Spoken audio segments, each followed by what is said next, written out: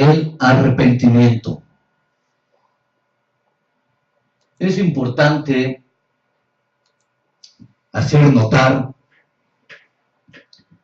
que todas las doctrinas de la salvación conforman un plan eterno en la mente y el corazón de Dios. La gran cadena de doctrinas que forman la historia de la salvación del hombre es tan vasta y compleja que necesitamos nosotros, los seres humanos, poder desencadenarlas o derivarlas a tal punto que cada una de ellas quede completamente clara en la mente y en el corazón del hombre. Algunas de estas doctrinas necesariamente no dejan de ser escabrosas y muy complejas. Sin embargo, esto no da pie para dejar a un lado su estudio, su análisis y su correcta aplicación.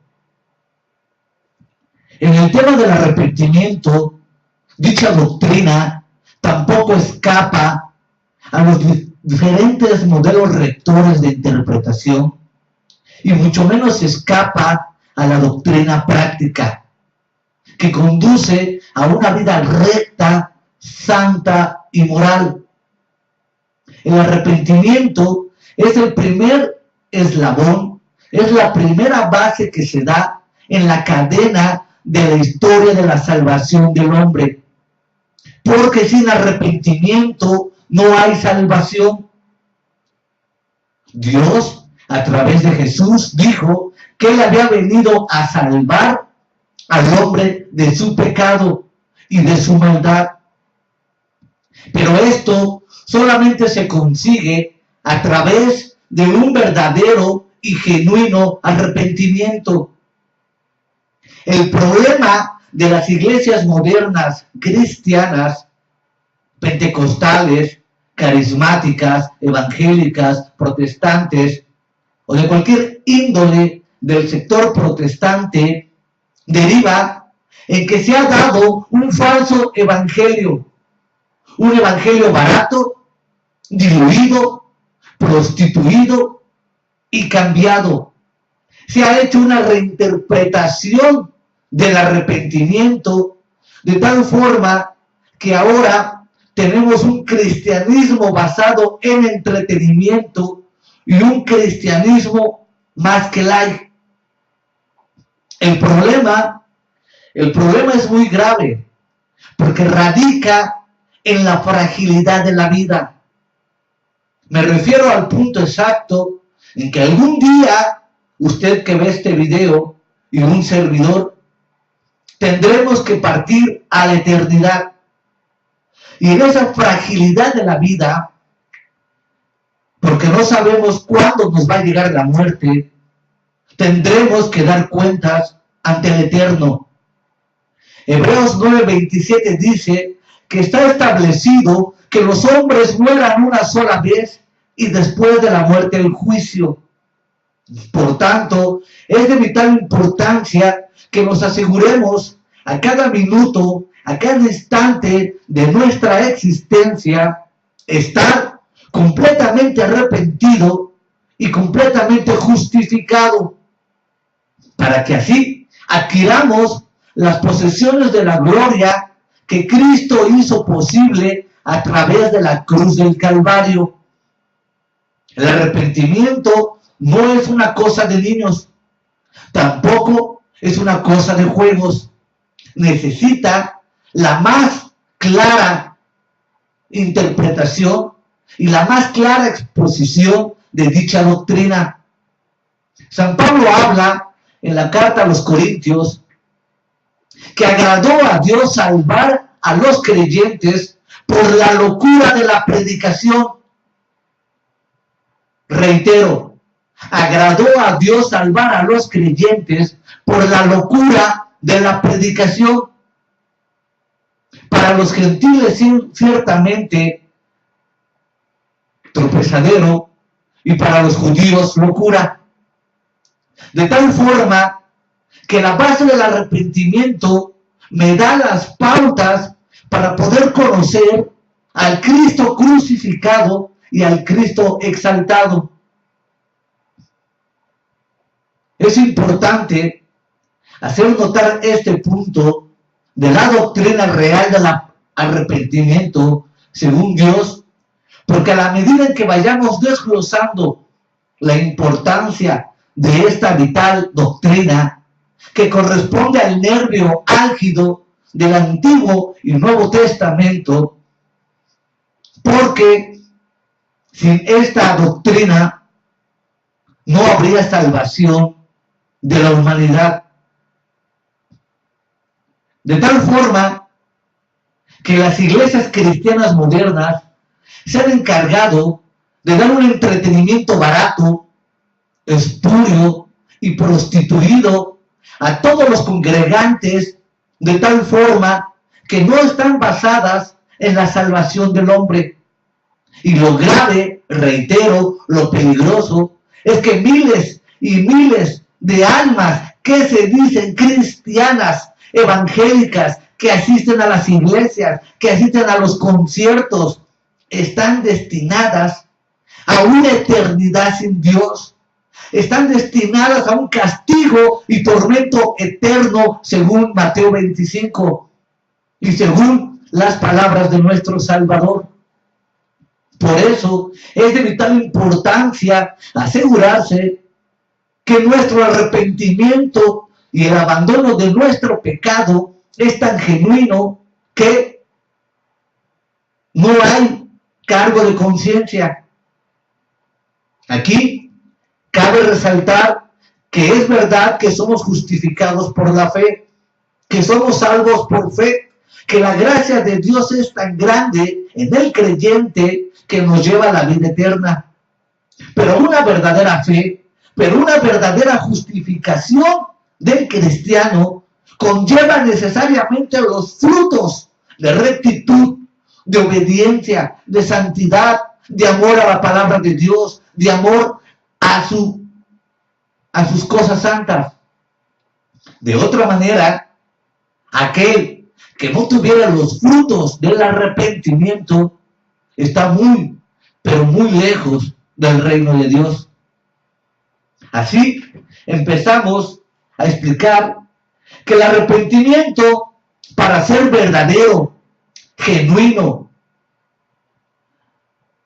no solo debe ser por causa del pecado, sino también lo debe ser para con Dios.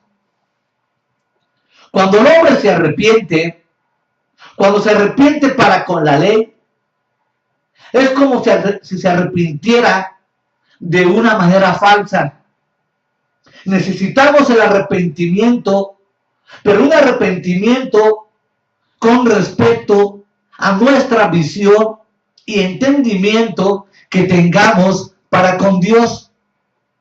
Es decir, cuando tú te arrepientes, cuando yo me arrepiento en la base de haber ofendido a un Dios santo, verdadero y justo, y reconozco la maldad, entonces Dios viene a mi encuentro y sobre la base del arrepentimiento, Dios manda el amor, la misericordia, el perdón y la vida eterna infinita. Como recibe el océano el bañador para devolverle a la playa más limpio y blanco de lo que antes estaba, así Dios recibe al pecador verdaderamente arrepentido. Muchas personas en apariencia son como el marinero que en medio de la tempestad echan sus mercancías al agua para aligerar la nave y quisieran recobrarlas luego que viene la calma. Solo aquel que, habiendo recobrado la salud, cumple lo que prometió en peligro de la muerte o de algún desastre, puede estar seguro de una sincera y verdad en su arrepentimiento.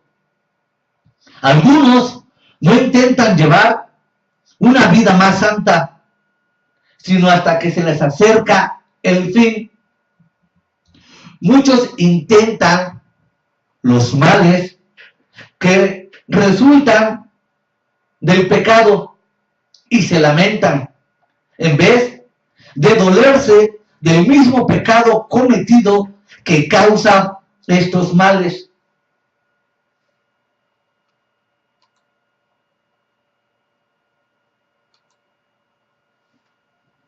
Así, de esta forma, el remordimiento de conciencia no es arrepentimiento. Reitero, el remordimiento de la conciencia no es arrepentimiento. ¿Por qué? Porque el remordimiento de conciencia se da en un breve estado en que ocurrió el pecado o la maldad. Pero el arrepentimiento verdadero es ese dolor, es esa pesadumbre, ese llanto de haber quebrantado uno o cualquiera de los mandamientos morales que Dios nos ha mandado. La conciencia, afortunadamente, todavía nos dice lo que está bien y lo que está mal. De tal forma que una persona que todavía no haya llegado a la base de la salvación que se da a través de la cruz de Cristo, tiene esa conciencia que le va guiando hacia determinados fines. Sin embargo, se hace necesariamente, urgentemente, que la palabra de Dios ilumine y exponga las tinieblas de la mente y del corazón en el hombre para que éste venga a ser salvo. Solamente en la Biblia se da las bases y las características de una auténtica salvación transmitida a través del Espíritu Santo. De tal manera que el salmista exclamó cuando pecó: lávame más y más de mi maldad y límpiame de mi pecado. El dolor mundano produce evitar el castigo. El dolor santo quisiera apartar la causa de ello. Exhortaba un rabino a sus discípulos a que se arrepintieran el día antes de morir. Pero nadie sabe qué día de morir, replicó uno de ellos. Cierto, contestó el rabino, y por esta misma razón debes arrepentirte todos los días. Así estarás seguro de hacerlo en las vísperas de la muerte. El que retarda su arrepentimiento debe saber que tendrá un día más de qué arrepentirse, un día menos en qué arrepentirse, porque se van acumulando los pecados. Mas el que se arrepiente todos los días, cuando le llegue la hora de morir, tendrá que arrepentirse solamente de los pecados de un día. Nunca es tarde para arrepentirse y abandonar el pecado verdaderamente, mas rara vez son sinceros los arrepentimientos tardíos. Hay de aquel cuyo pecado y cuya vida acaban al mismo tiempo. En la Sagrada Escritura nos dice que para que nadie desespere, se menciona un caso de verdadero arrepentimiento a la hora de la muerte, pero solo y únicamente uno, para que nadie presuma. Así, la conversión de un hombre no es nunca más profunda que la convicción de su pecado. Jamás excede la fe salvadora al arrepentimiento. Mostrad a los hombres primeramente su ruina y luego el remedio que es el caso.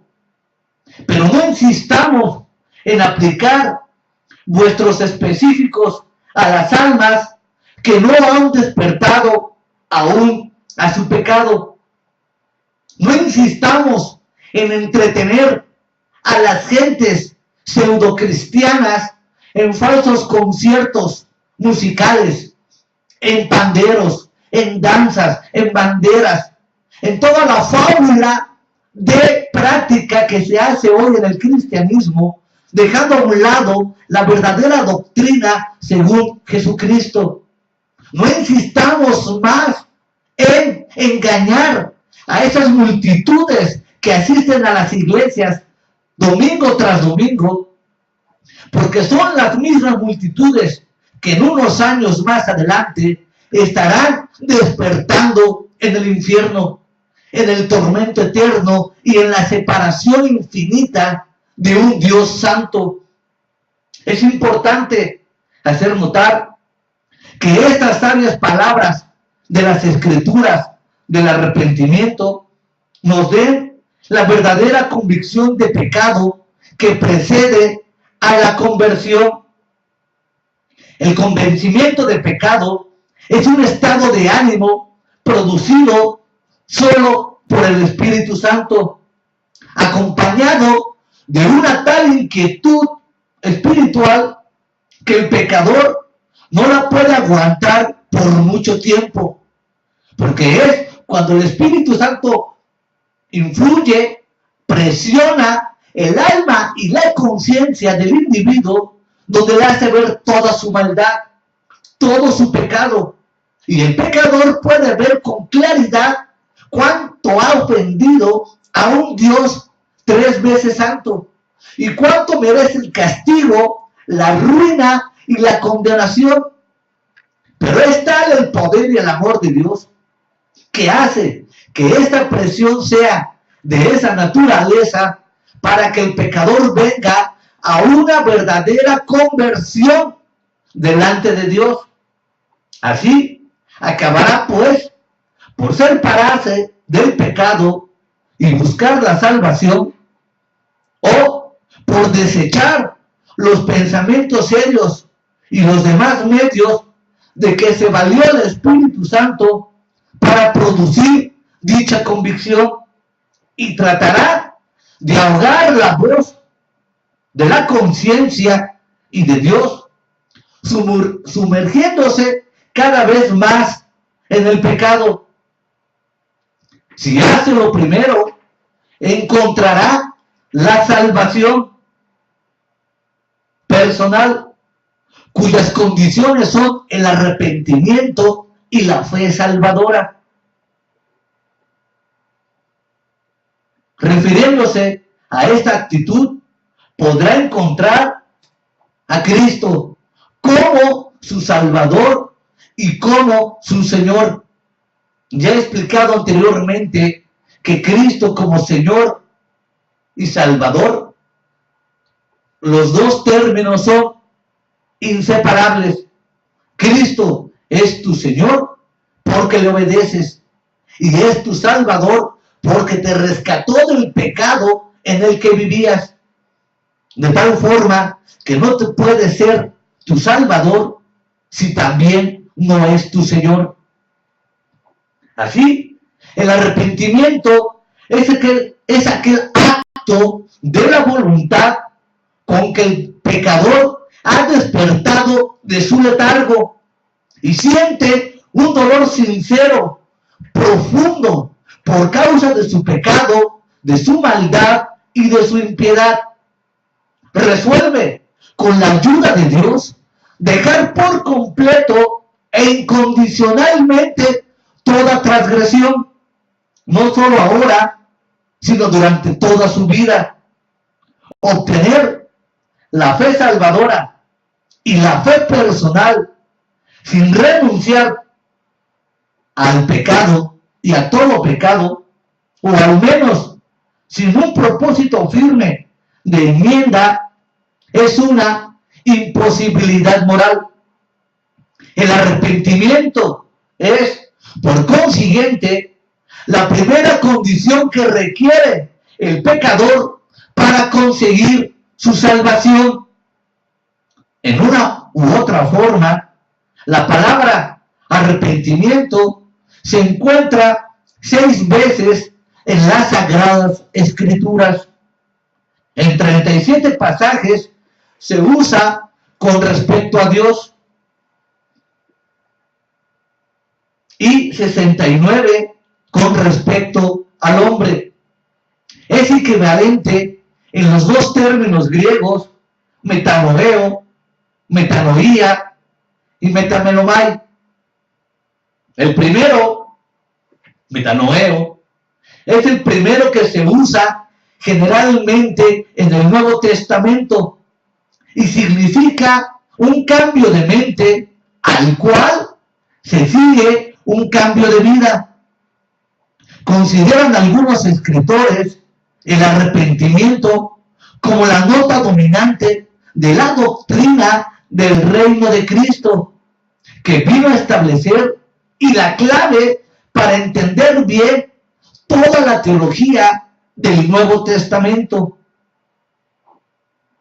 El primer efecto del Evangelio, el Evangelio es una palabra griega que significa buena noticia, bien.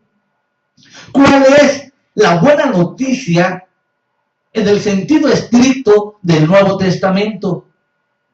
La buena noticia consiste en que Dios primeramente te va a hacer libre de tus pecados, libre de tus pasiones, libre de tus impiedades, libre de tus abominaciones e iniquidades.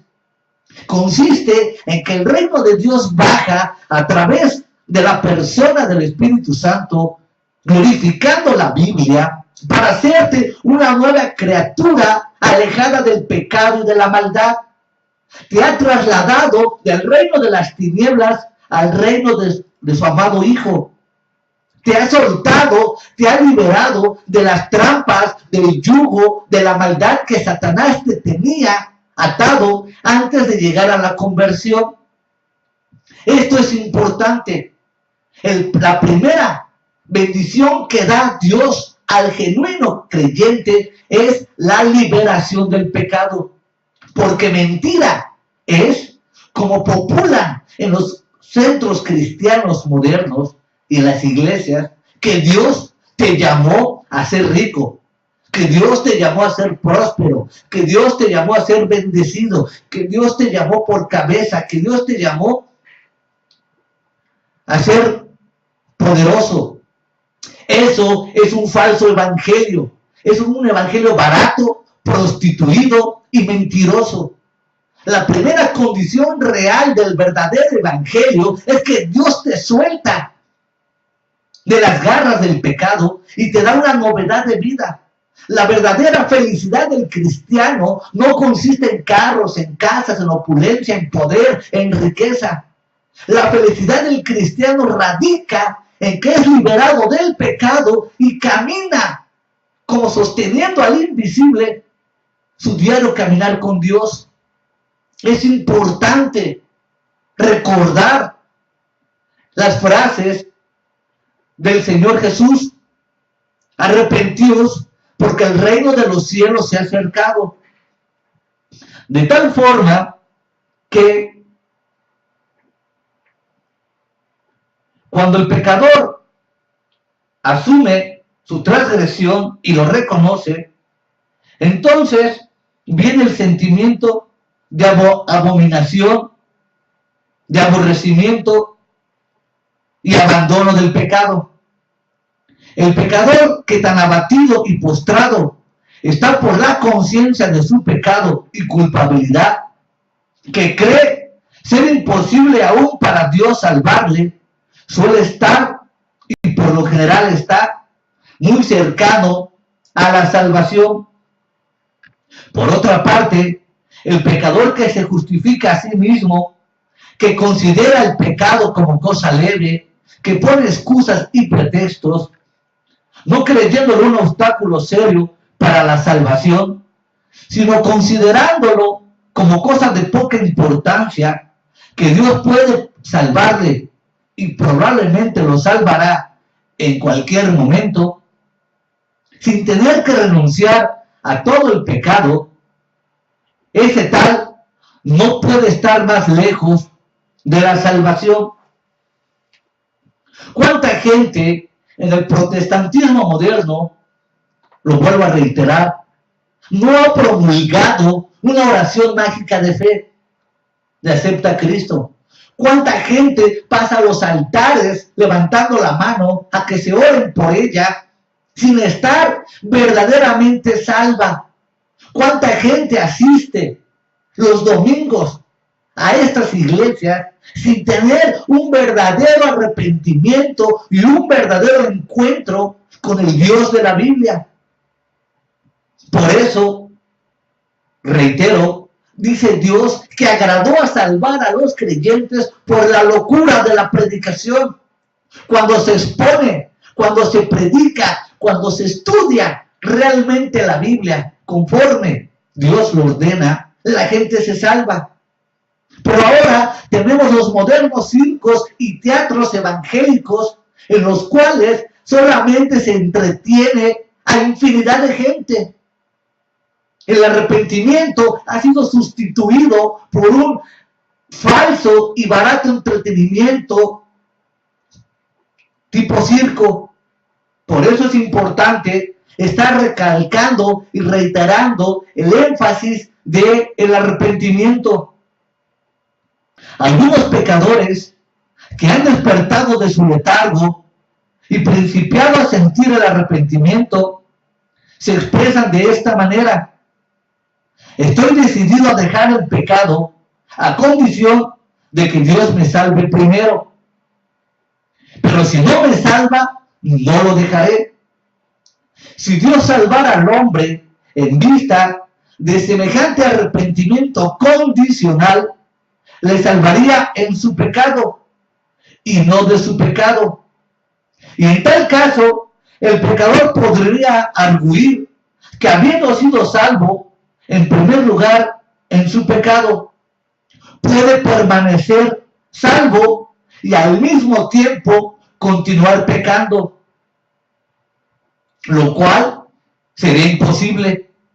El hombre que comprende no poder abandonar el pecado sin la ayuda graciosa del Espíritu Santo, ni vivir sin pecado, a no ser que experimente la salvación personal, obra de acuerdo con la enseñanza de la Sagrada Escritura.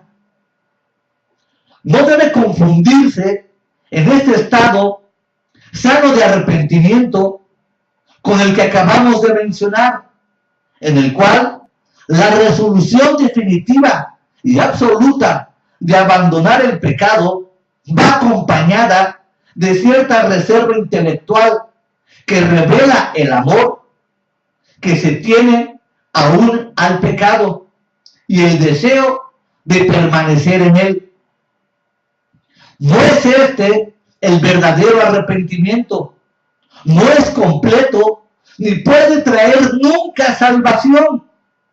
El arrepentimiento genuino, según el Evangelio, dijo el apóstol, es: no hagáis caso de la carne en todos sus deseos. Elementos del arrepentimiento. Afirmamos, por lo tanto, que el verdadero arrepentimiento consta de estos elementos. Número 1, cambio de mente respecto al pecado. Número 2, dolor ocasionado por el pecado. Número 3, abandono resuelto del pecado y que lleva acompañadamente, sin lugar a dudas, la enmienda, la reparación y la confesión. Estos tres elementos son internos de su sinceridad y solo Dios los puede juzgar. Los tres frutos son externos y ofrecen, por consiguiente, señales por las que el mundo puede ver la sinceridad y la verdad del arrepentimiento. Del primer elemento aquí mencionado, ya hemos tratado, tal vez suficientemente, de que esta palabra griega, metanoia, significa un cambio de mente con respecto al pecado. El dolor por el pecado puede ser santo y mundano. El dolor que es según Dios obra para arrepentimiento saludable, de que no hay que arrepentirse, mas el dolor del siglo produce muerte. ¿Por qué el apóstol Pablo explica que hay un arrepentimiento del cual no hay que arrepentirse? Bien, el arrepentimiento del cual no hay que arrepentirse es ese dolor, esa tristeza, esa miseria, esa profunda convicción de pecado que hace ver que el pecador ha ofendido a Dios y a su semejante.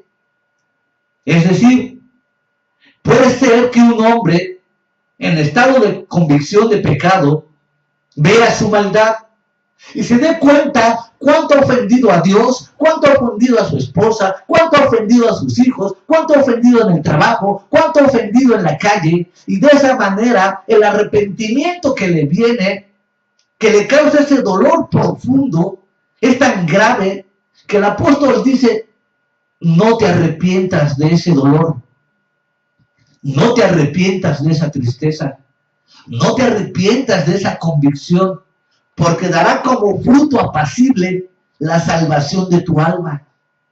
Pero el dolor o el arrepentimiento del mundo produce muerte, lo cual no es causado ni por Dios, ni por la Biblia, ni por el Espíritu Santo. Es un dolor del mundo.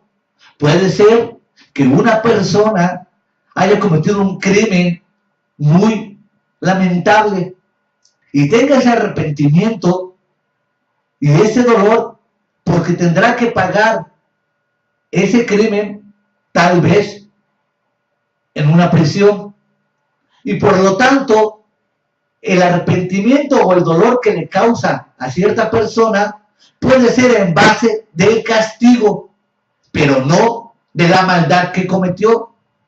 Así podríamos diferenciar de primera clase los dos tipos de arrepentimiento, de tal forma que el dolor del siglo por el pecado se refiere solamente al mundo y puede tener por causa el descubrimiento del delito, el escándalo, la deshonra o la amenaza del castigo.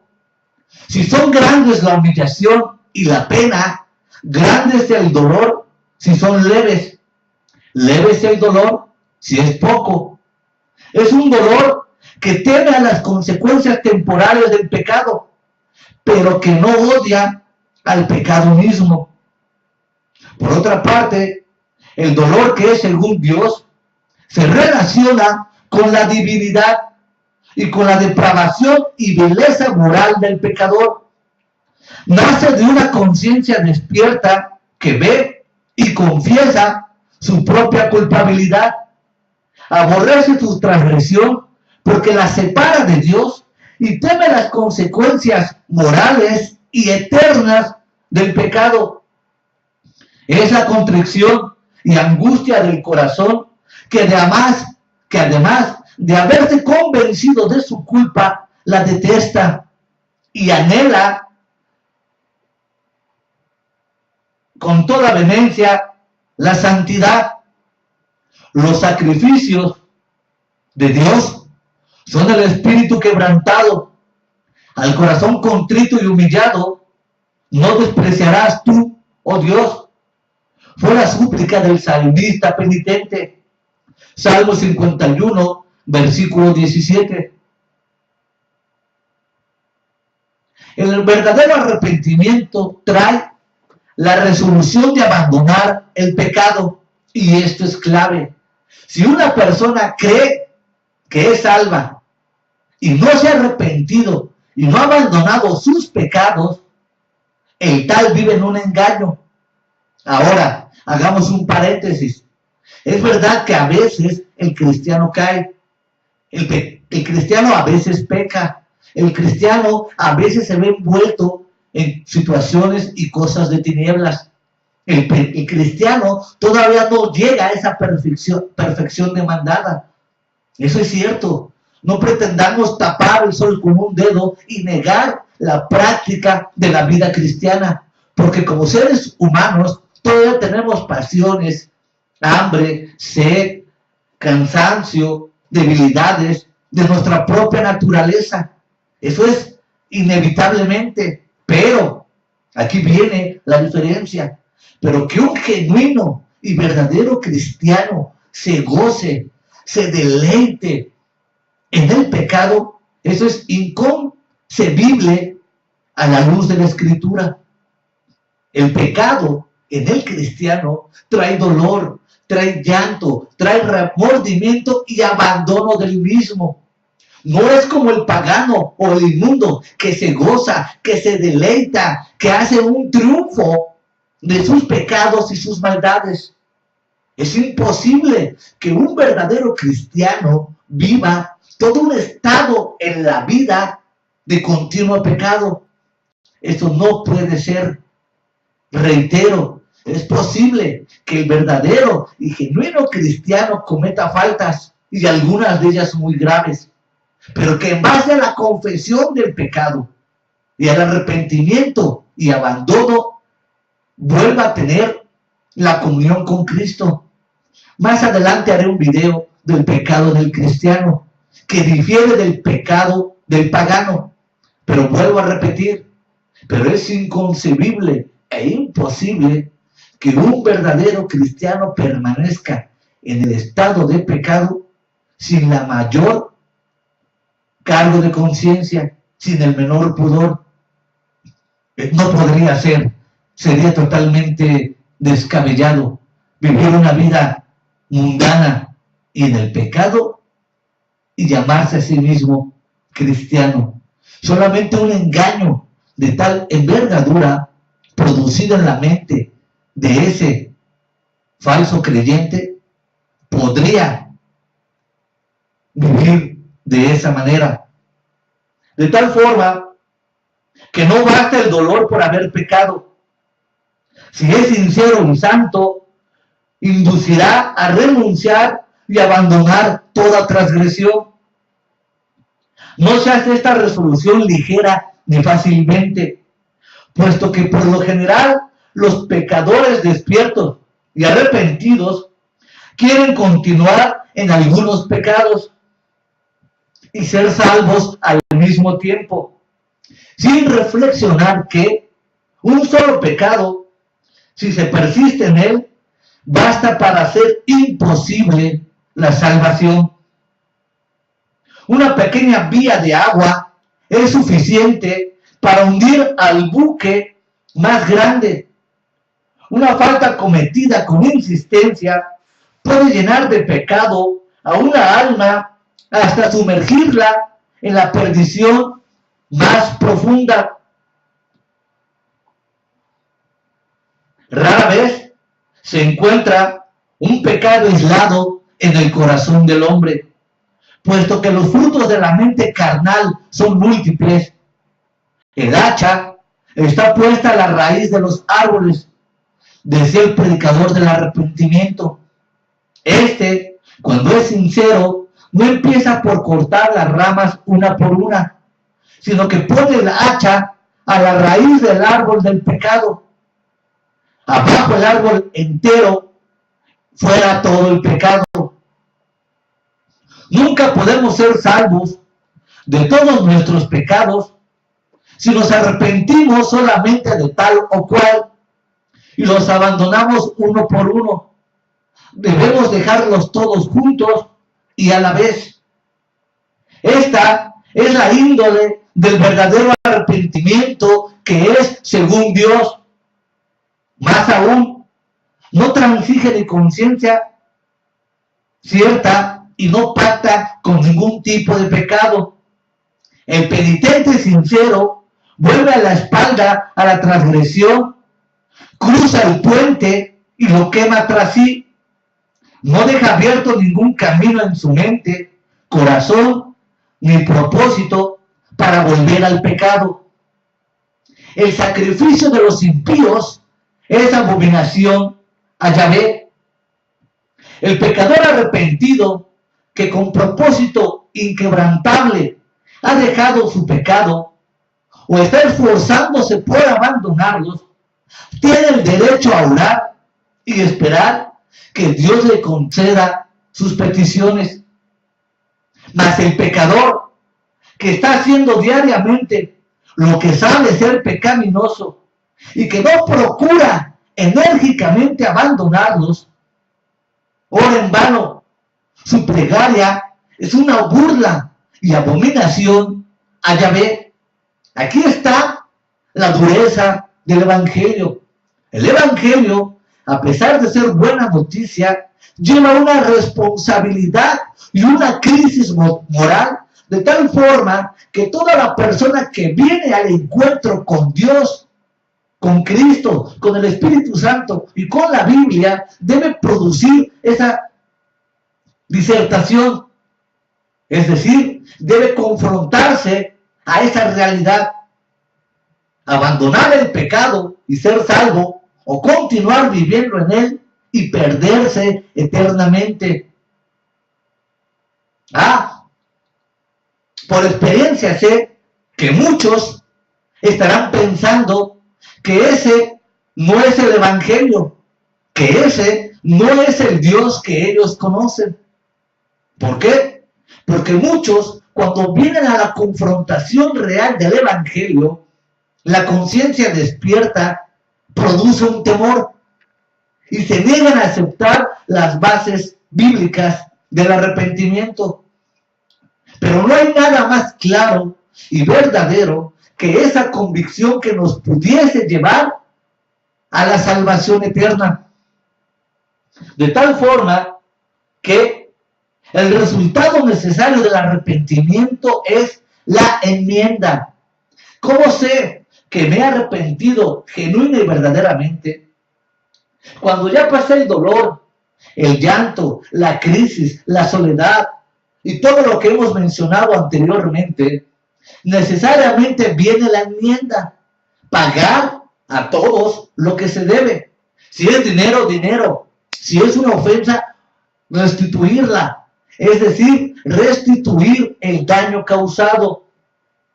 Si la resolución de abandonar todo pecado procede de un dolor santo, sincero y de corazón, se mostrará luego por la enmienda de la conducta, o sea, por el aborrecimiento y renuncia de toda clase de vicios y pecados, y un cambio radical de vida en lo que tenía esta de pecaminosa y desordenada. Así que el penitente ha hecho algún agravio a su prójimo, se apresura a pedirle perdón. Si le ha defraudado en algo, le restaura luego hasta donde le es posible lo que injustamente había quitado o robado.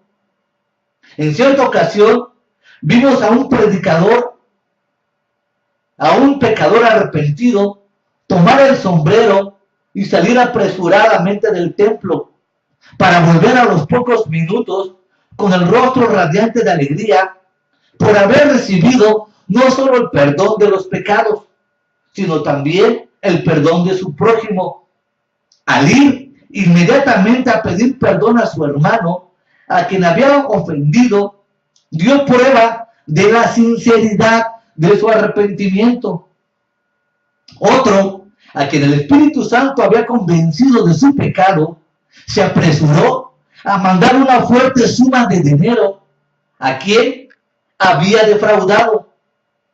Superfluo parece añadir que se convirtió muy sinceramente y llegó a ser un miembro muy útil en toda la iglesia de Dios. El penitente Zaqueo dijo: si en algo he defraudado a alguno, lo vuelvo en 4 tanto. Y entonces Fue cuando Jesús le dijo: hoy ha venido la salvación a esta casa. No siempre permiten las circunstancias pedir luego perdón al prójimo, ni restaurarle lo que se le haya defraudado. Pero el espíritu que impulsa la enmienda y el resarcimiento del daño causado debe estar presente, aunque falte la ocasión oportuna para llevar a cabo lo propuesto.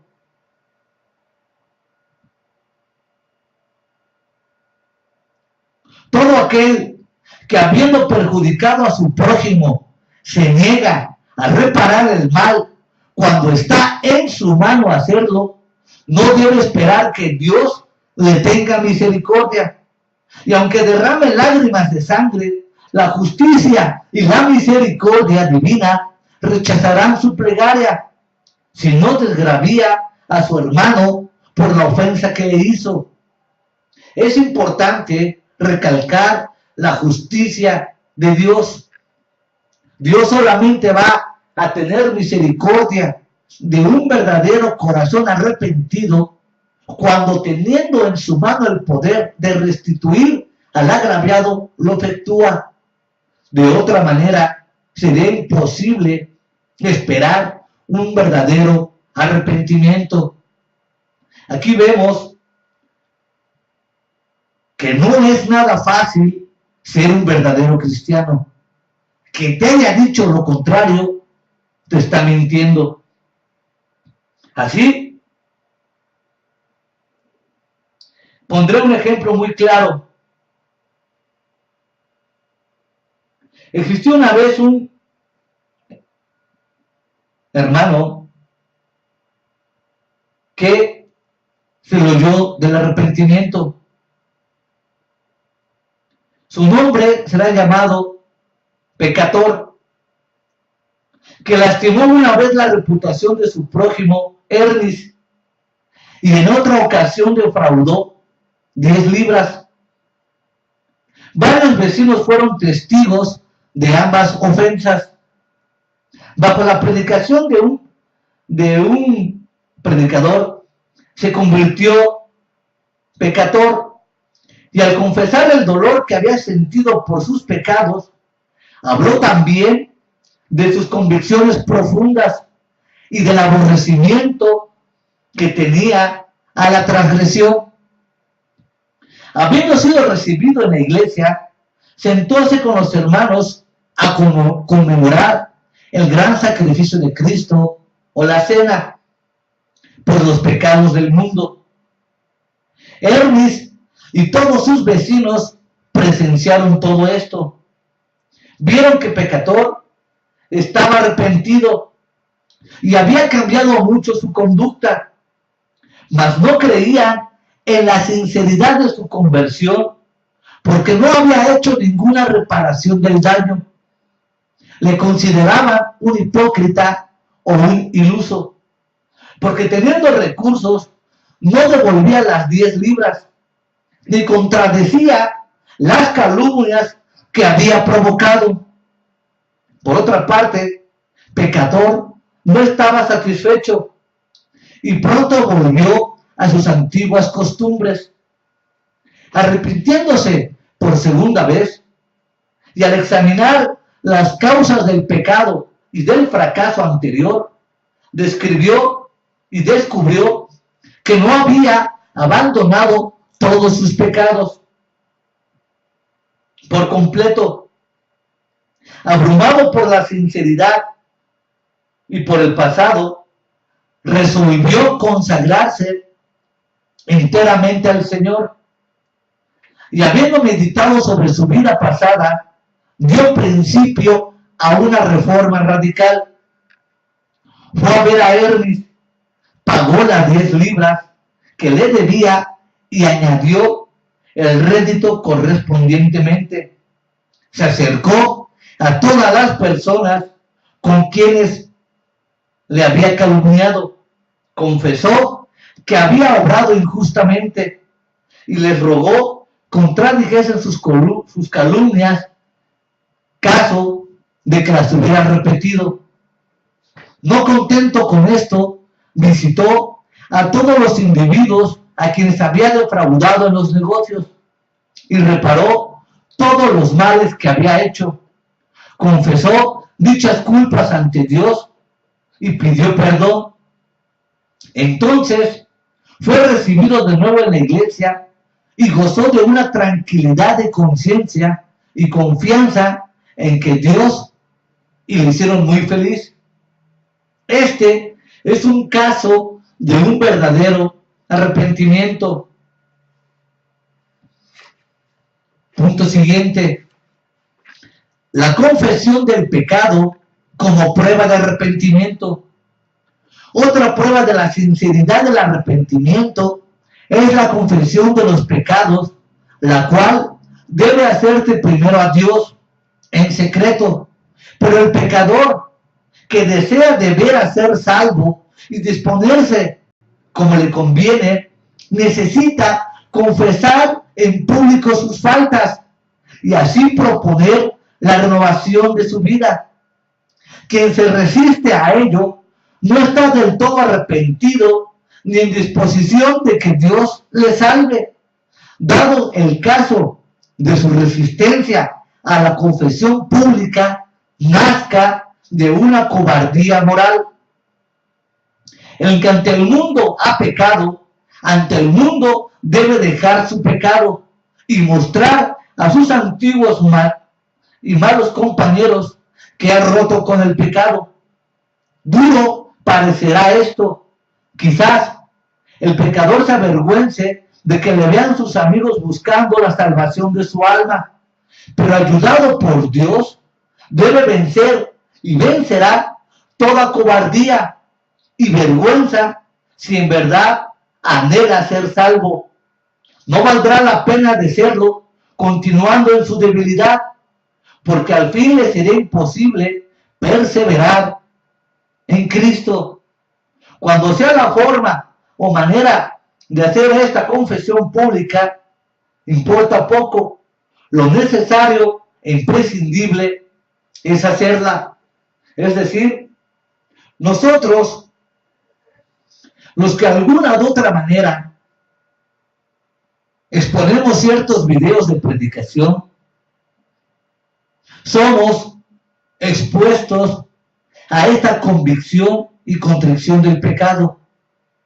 Nosotros somos los primeros en pedir perdón a toda la audiencia acerca de cualquier pecado que hayamos cometido, de palabra, obra y omisión, deliberada o no deliberadamente. Los pecados que hemos cometido en el alma, en el corazón y aún externamente son tan graves y de tal magnitud que requerimos forzosamente la confesión de los mismos. Porque de otra manera, si no existe esta confesión, no habría verdadero arrepentimiento. De tal forma que la gente que ve estos videos puede estar consciente y segura de dos cosas. Número uno, que el que predica estos videos no teme a que se le haga una revisión moral a su vida. Porque el apóstol Pablo dijo: lo que oíste, lo que viste y aprendiste de mí, eso haced. Imítame a mí, así como yo imito a Cristo. De tal manera que la vida de todo cristiano debe ser tan transparente que no teme a que se le haga una revisión moral.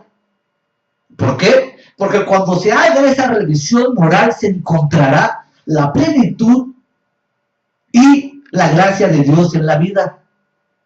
El versículo de que no me mires a mí, mira a Cristo y pon los ojos en Jesús, ya he dicho en otros videos, está mal aplicado. Y número dos, el que hace el presente video y los demás, por supuesto que algunas veces se ha deslizado a situaciones no normales, pero reiterando siempre que, como lo dije al principio, el genuino cristiano no se goza ni se deleita en la maldad. Podría ser, como empecé este video, que algún cristiano genuino y verdadero caiga en una falta. Pero de ahí a que lleve toda una vida en estado pecaminoso, embarrado en el lodo de maldad, eso no podría ser posible.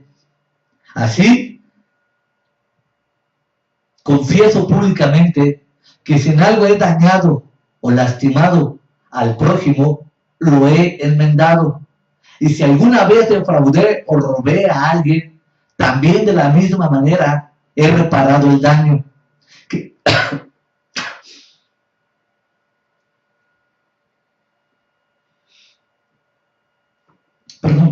Que si alguna vez hice un mal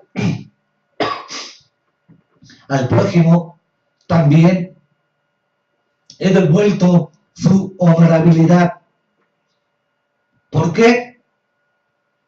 Porque lo más importante para mí no es encubrir, no es encapsular, no es oscurecer la verdad de mi vida. El propósito para mí es predicar a Cristo crucificado y dar los frutos dignos del arrepentimiento. De ahí en fuera, cualquiera que vea estos videos puede pensar lo que más le agrade. Por eso es que en los videos dejo abierto el sistema para que cada quien pueda opinar y escribir lo que mejor le plazca. Miedo a la verdad no tengo y miedo al descubrimiento moral tampoco. ¿Por qué? Porque busco agradar a Cristo y no a los hombres. Así, necesito y necesitamos el perdón para hallar la puerta del paraíso y el principio de una verdadera y gozosa conversión. El deber de confesar en público no ha de trocarse en tormento de la conciencia. Más, en nuestros días, es más peligroso y frecuente facilitarse hasta el extremo de que el pecador sufre la menor violencia. Dios impuso esta penosa necesidad de confesar los pecados públicamente con el fin de despertar al pecador y conmoverlo hasta lo más íntimo de su corazón. Así, la gracia es íntima, sincera y radical, porque también lo es la conversión y la salvación que le sigue.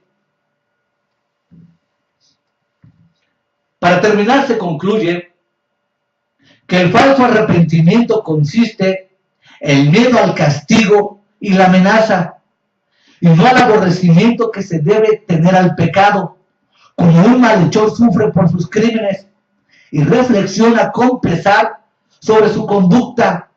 Su dolor no es un dolor santo, sino que procede de un principio egoísta y puede existir juntamente con un amor al pecado tan grande como el que tenía antes. Así, el dolor es por el crimen que le acarrea el castigo, mas no por haber ofendido a Dios. El arrepentimiento evangélico, protestante, cristiano, bíblico, según la Biblia, no es como el falso juramento católico que juran por unos meses y cuando termina el juramento vuelven a pecar, vuelven a la transgresión.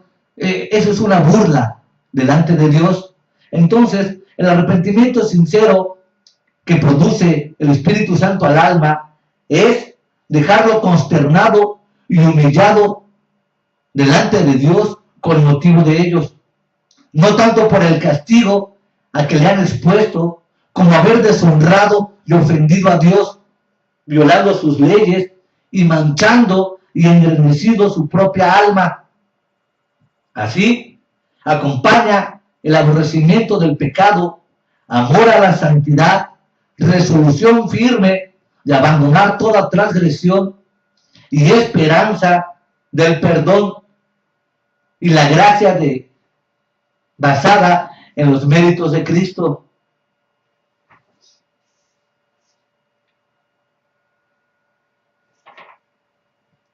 Por último, cierro con la sentencia a la hora de la muerte.